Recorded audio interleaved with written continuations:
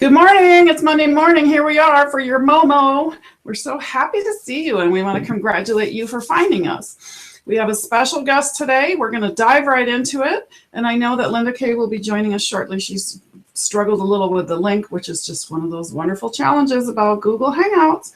So let me introduce to you Barbara Robbins, and Barbara is going to talk with us today about this fascinating subject of dating your business partner, or learning how to discriminate well enough, just like when we date, when you pick a business partner. So it's not really about romance so much as about what are the important things that you should be looking for, and how do you connect so that you build good relationships that move your business forward. And of course, that is kind of similar to dating in the romantic sense, picking the right people and all the skills that go into that. So Barbara, take a minute to say hi and then tell us what's so important about that.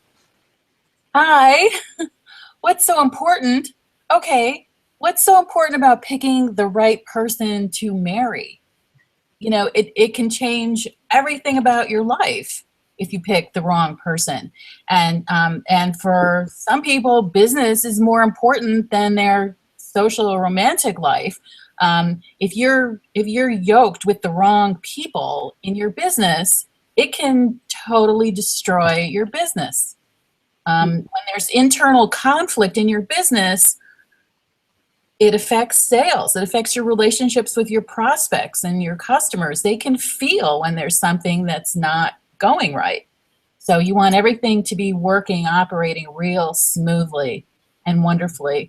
You know, I'm thinking about what's that song from a couple? It's the Robin Thicke song that was really popular, but that was very risque 2 summers ago. No, I don't know it offhand, but I bet it will come back. I'm forgetting. But anyway, it just went from zero to hero in like 2 seconds. Everybody was playing it everywhere. And I was listening to an interview of Robin Thicke, and he said they were having so much fun when they were recording that. Mm. And I'm thinking, you know, that makes a difference. Because if there's a lot of strife, that kind of emotion is going to come through in what you're producing. But they were having so much fun, and that song was so much fun. So I'm assuming it was perhaps a duet of singers, or it was some kind of a collaboration that's why, because it was a good one, instead of one where people, you know, let's get together because you're a superstar and so am I, and we can triple our superstarness, but we don't actually really like each other very much, and we're not a really good fit, and therefore whatever they produce doesn't go anywhere. Kind of like a gazillion years ago when we had the super basketball team that was all our big superstars to compete in the Olympics, but they didn't work very well together and they didn't win, and everybody was surprised because they expected them all to get a gold medal. Is that kind of what you're referring to, that mysterious chemistry? Yeah. But it's a mystery. So how do we learn about chemistry? How do we get good at figuring out the right chemistry? Or maybe it's a matter of shutting off our own chemistry when it's going, yeah, I love this person. And that's not always the best way to choose a business partner. How do we work that? Well, there are 2 ways. There's the do-it-yourself, or the done for you. And do-it-yourself, you've got to read a lot of books, practice a lot, and over time, then you start to develop some knowingness about what's working for you and what's not. The faster way is I would like to think of it as a collaboration, but a do it for you, because a lot of the time what's going on with people and interactions with others comes from their unconscious, or their non-conscious knowing, which sometimes is unresolved past life issues. And those are things that you would never even think about. Now, most people wouldn't. So I work with people to help clear the roots that are getting in the way of those good relationships. And relationships with people, relationships with money, relationships with your career. Okay, so are you talking then when you say do it for you about learning, teaching someone the discernment skills so that as they move forward, they are picking better partners, they are better at picking partners that are good for them? Or is it something more along the lines of coming in to help you clean up the partnerships you've already got going to turn them from non-productive to productive? Or maybe it's a combination. That's why I said I view it as a collaboration. I'm a master energy optimizer. And so what I can do is go in and find what is not performing well for you, what's getting in the way, the blocks, self-sabotage, all that, and I can clear those. And in the process of doing that, you start to recognize when you're feeling good or when you're feeling not so good. And so your intuitive sensing even gets stronger as we're working together. So people build their own skills as well as clean up what's going on. Yeah. And then ultimately, if I teach my energy optimization modality, which anybody can learn and practice. So as they start to become more discerning that something's not working really well for them, they can use some of the tools that I teach them to do their own energy work right there. So I'm wondering if you have an example or two of when that's gone wrong for someone and how the turnaround really impacts, meaning, you know, a sample or an example of someone you worked with perhaps, or someone that maybe we've all heard of, like the Olympic team I mentioned a minute ago, where when things did get aligned, it began to work. And some of the secrets maybe, or the techniques, for those people out there that would like one or two bits of value that they might be able to begin to grow their own. Does that make sense? Yeah. Okay. So first, an example that just happened to me actually a few weeks ago. I was looking for someone to do some marketing writing for me. And it was a very particular kind of person. And they showed up. I was really excited. But then as we started to explore working together, I realized I just wanted to punch out this guy like all the time. And I'm a Gemini and he's a Leo, and generally I don't get along that well with Leos. So when I discovered he was a Leo, the astrology sign, I was like, oh crap, this is terrible. And I was talking about this with one of my collaborators, and she did some energy work on me, and it completely diffused my my heightened aggravation about it, and I became very neutral. And he and I talked about it, that we push each other's buttons. But now when he's pushing my button or I'm pushing his button, we just acknowledge it, and there's no emotional trigger in it. So we've been working together now for a few weeks, and it's going really, really well. Wow. So learning enough skill to be able to comfortably communicate about the things that aren't going well is another piece of what people can benefit from when they begin to pay a little bit more attention or learn a little bit more about their own warning signs, their own intuition and what it's telling them, so that you know, you can communicate honestly with the people around you so that everybody feels better and you can still be productive. You don't have to punch them out like you were Right. to. Right. You wanted to punch you out too. Yeah. When you get rid of the emotional triggers and you're neutral, then you can think more clearly. And you're more accepting of the other person. Mm-hmm. Fabulous. And I just want to take a second to say, hi, Linda. Yay, you found your way in. You're seated, or it looks like it from here, and I have no idea what that was about, but thank you for sticking with it. I know that sometimes these hangouts are, you know, what they are, but that's the joy of the ride, the roller coaster. You get on and you don't get off until 8:30, and who knows what'll happen in between. So good morning, And you know, I think a little bit about our topic. Do you have a question for Barbara, or do you have a story that you might want to share about the disasters that happen when we pick the wrong partner? Or, you know, whoops, don't be picking somebody just because you thought they were fabulous when you met them at an event, but give it a little time. Anything along those lines? Well, is this restricted to just a business partner, or would this relate also to working with certain clients? Oh, I think definitely would, but let's ask Barbara. And Sure. you want to take a second to put your lower third up, Linda? You might want that. And I know you're playing catch up, but Barbara, what about that? What about with clients? Oh, it's the same thing. I'm sure everyone can think of at least one client that they've wanted to fire. Mm-hmm. So when we are beginning entrepreneurs, when we are just getting out of the gate, it's really, really tempting is not the strong enough word, I don't think, but a lot of times we'll just take anybody we can get, right? We will take any customer, we will take any job. We just are almost desperate to get the income going and to begin to get our business really off the ground. So are there any keys for that kind of situation? Because that's sending out some pretty needy vibes sometimes just on its own.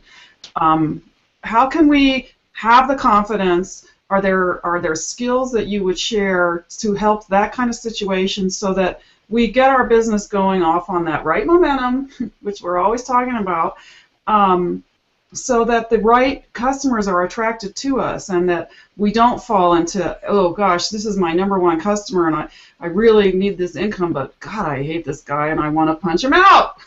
Yeah. Well, first, I do have a report, a free report to give to anyone listening, and the access for it is at the bottom of the screen, the bit.ly/accesspower, with tips for instantly feeling better anywhere at any time. And sometimes those clients or coworkers, employees, bosses, they're pushing your buttons because it's a clue. It's being a teacher to you that there's something to shift in myself. There's something that's riling me up that needs to be cleared. And an example, I've had a repeat client over a number of several years who started to really get on my nerves. But at that time, I was just starting out, and I really needed that income for my business. So it's like what to do. And I wound up doing some energy work to resolve that agitation that I was feeling. And within a couple days, I realized that what was agitating, what she was doing that was agitating me, I do the same thing. So, sorry. It gave me a different perspective, and I started to appreciate her more because I'm just like her. So another example of how if there's someone in your life that's driving you crazy, yeah, they are often very similar to you, or they're reflecting back to you behaviors that you are exhibiting, and they are probably a really good teacher. So yay, I have a teacher to help me move forward and give me a new lesson, and the more quickly I respond to them in that way, the sooner I can move through this and on to whatever the next lesson might be. Yeah. Yay.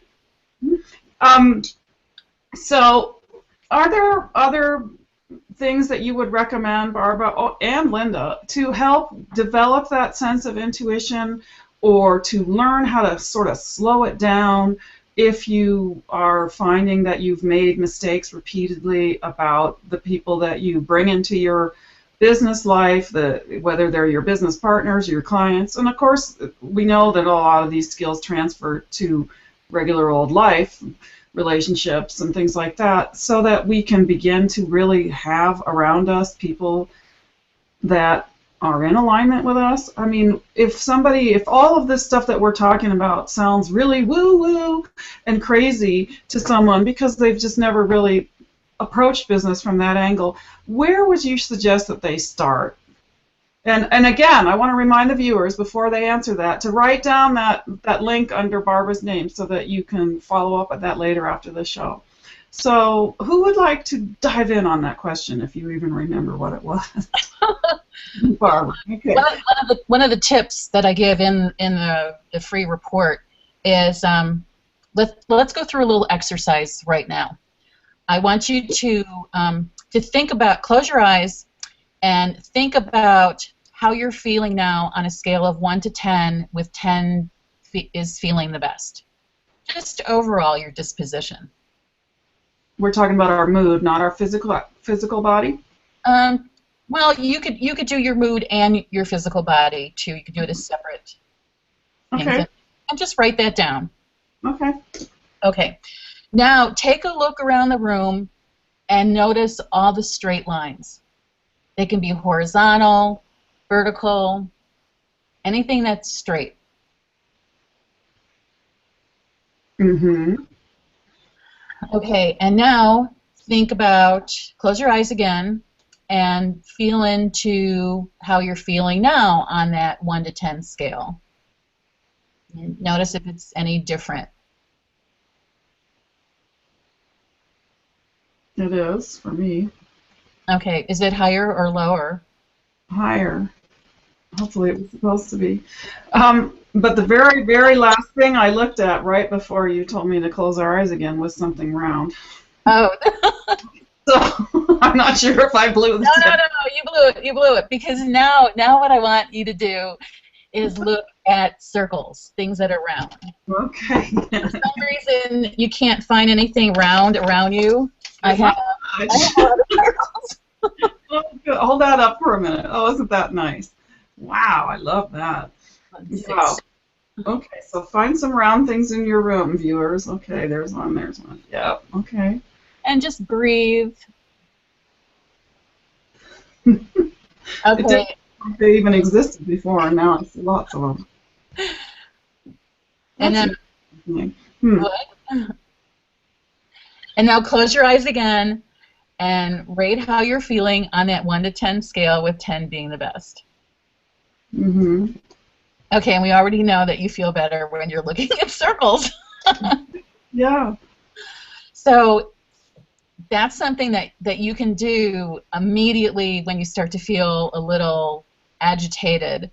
And if there aren't any circles, just start making circles with your hands. If you ever saw Wayne Dyer talking, he was always moving his hand in a circle.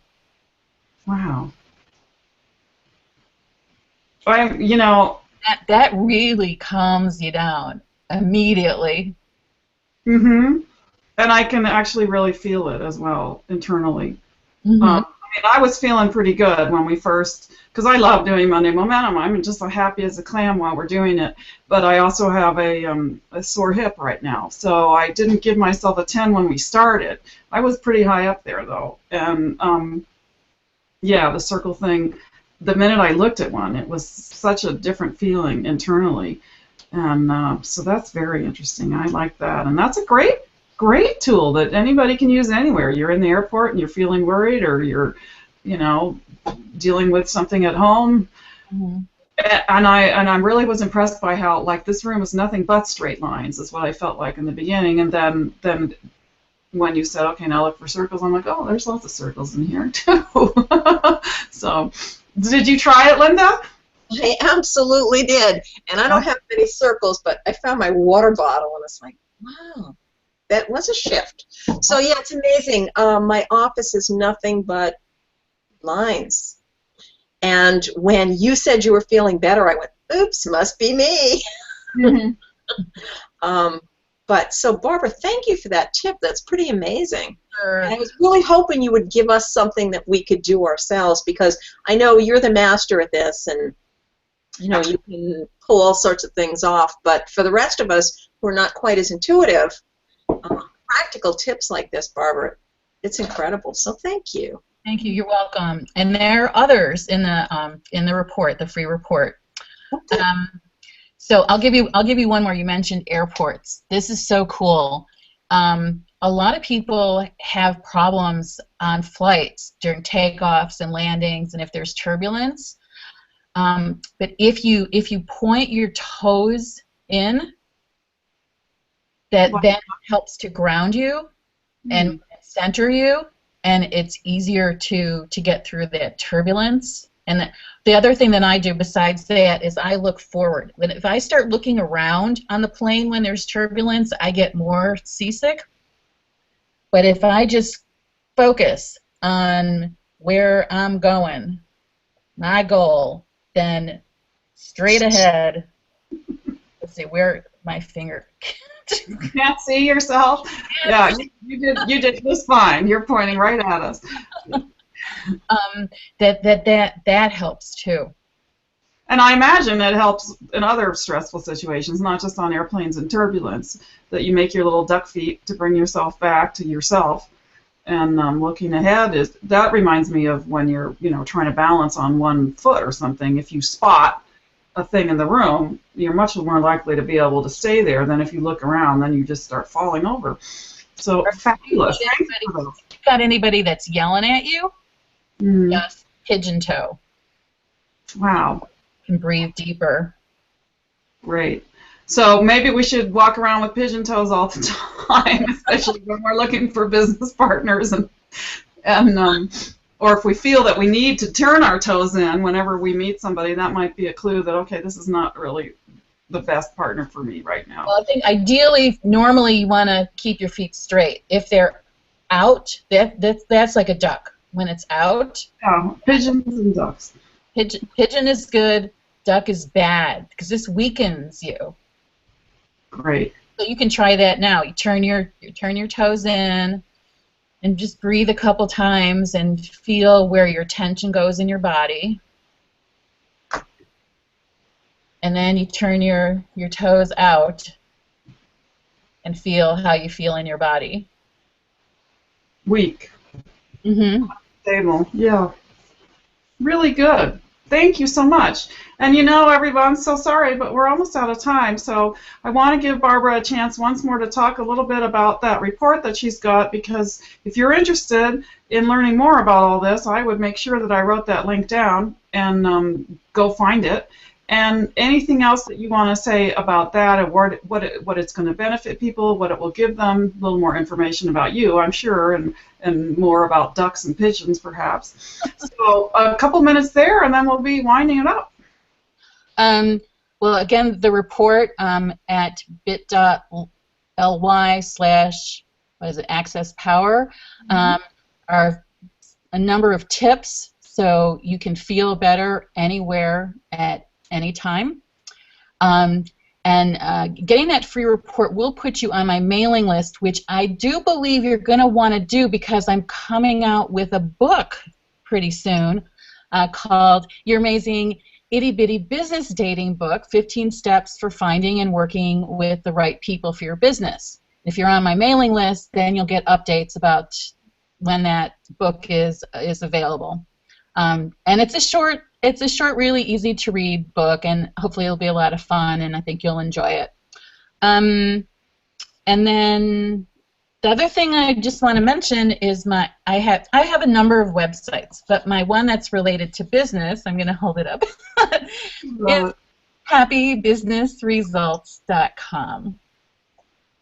Fabulous. So write that one down too, you guys. happybusinessresults.com, and I'll post it up on the Google Hangout, Google Plus feed, so that people can see it later.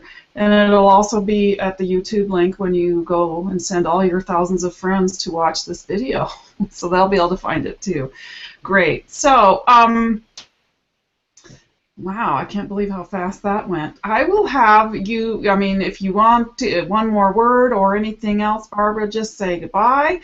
Tell us where you're broadcasting from, too, because sometimes people don't realize that we're kind of international, at least with our viewers, and covering the whole country with us. And I don't even know where you are. I'm in Chicago. You'll pass it to me. Okay, I'm in a suburb of Chicago, and Wow. rather than saying anything, what I think I would like to do is some energy work for everyone for just balancing your chakras and decreasing your stress. So I'm doing that right now. And this will be, these vibrations, these optimizations are embedded in the recording if people watch the replay of this. So anytime someone watches the replay, they'll get the benefit of the optimizations. Well, thank you, Barbara, and say hi to the Midwest for me. All right. Oh, cool. Okay, Linda. Well, I'm glad I finally made it on here. It was a bit of a challenge this morning, but absolutely couldn't miss Barbara. She's amazing in everything that she does, and I think this topic is really important to me, to every business owner, whether it's finding that right partner or, as you said, working with those initial customers and knowing, they're toxic. Don't work with them. So, Barbara, Or clear the energy that's the cause of the toxicity, because it might be that you guys will get along perfectly once you clear that stuff. Fabulous. Okay, and Linda, you're in New Hampshire, right? Is it beautiful, amazingly gorgeous? I can turn the heat on for the first time today. So, That's where I get it. Tell us something nice. The colors are changing. Fall is absolutely gorgeous in New England, and if you can ever visit, this is the time of year to do it. So Okay. happy Monday momentum to you. Okay, and you hook up with Linda if you're looking for a website or some help developing that perfect site. And I'm Sarah Coolidge. I'm in California, and it's getting cold here because I'm up in the mountains, and we didn't even have a fall because we've had such a drought that all the leaves fell off the trees before they had a chance to turn yellow. But yeah, it's getting to that point where it's dark in the morning and all that, but we are still going to be here every Monday morning for you. And really what Monday Momentum is designed for is for all of you out there who are working from home, solopreneurs, doing that I'm all by myself and I have a million hats kind of a thing. I'm the marketer and I'm the visionary and I'm the one that's writing all the sales copy, and it's kind of hard and it's a juggling act, and we all know what that feels like because we're doing it too. So we're here to support you and each other every Monday morning. Just a quick little Momo, half an hour, some cool topic, some great energy to help you get your week started in the right direction with the right momentum so you slide into Friday feeling really good about your week. We're really glad you joined us today. We want you to like us and love us and subscribe to us on YouTube, Monday Momentum. We have lots more coming up, so we'll see you next week. Bye. Happy Monday. Bye.